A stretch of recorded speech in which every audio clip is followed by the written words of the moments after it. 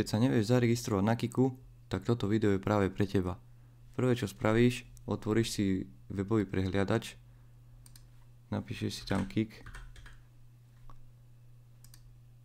a otvoríš ho. Hodí ťa na stránku, na Kik ťa hodí a zaregistruješ sa. Nedáš login, ale sign up. Tu si už vyplníš údaje, e-mailovú adresu, neviem jakú používaš, proste ktorú najčastejšie používaš si tam dáš. Ja tam dám len vymyslenú e-mailovú adresu. Potom ďalej dáš si rok narodenia. Dôležité je to, že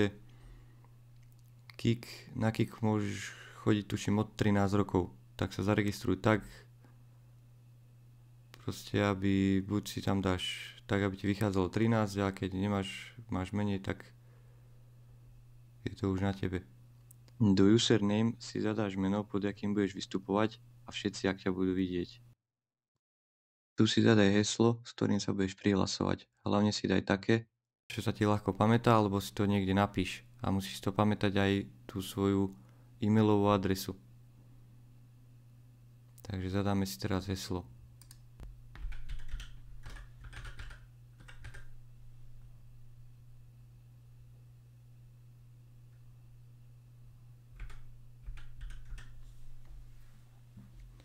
Keď to budeš mať, klikneš proste len na sign up.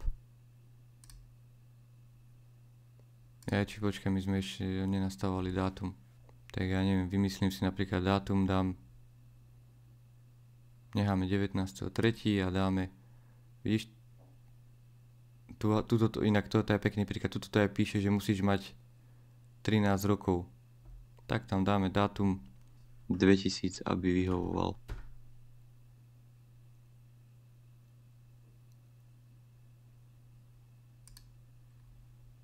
A jednoducho dáš zaregistrovať.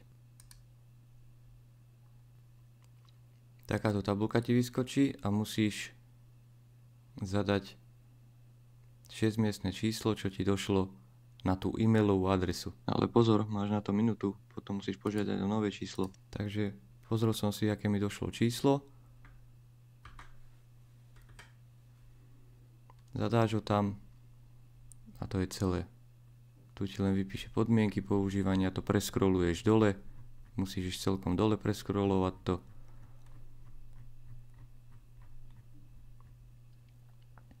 A dáš len accept.